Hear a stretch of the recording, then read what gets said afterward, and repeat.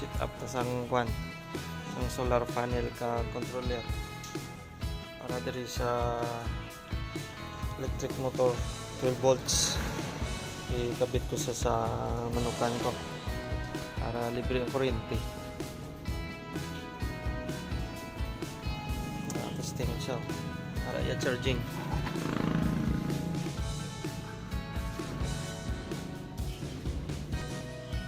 12.3.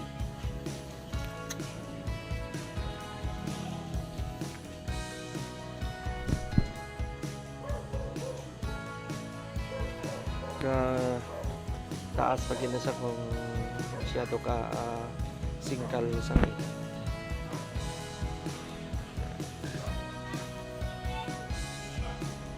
testing ko bago lang nabot dungan gid sila nga tatlo.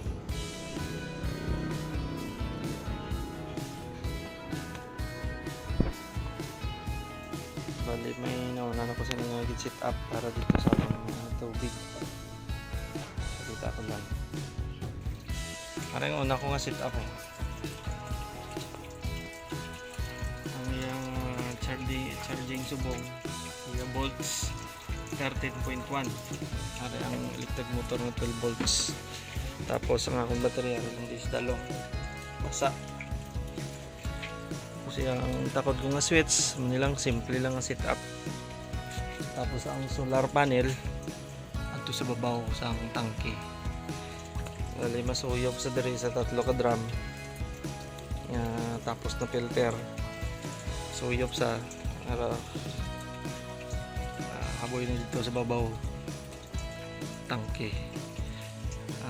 Supplyan niya ang pagkato sa CR kagang gripo.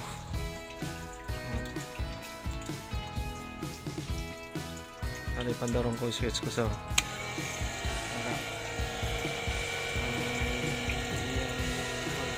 12.6 12.5 ay hindi masyado mainit.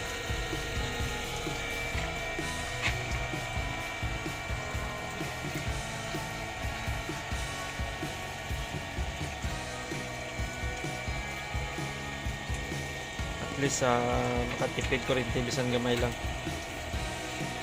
Ang ikabit ko nga breaker isa-isa lang ako yung gamit para makatipid-tipid sa charge.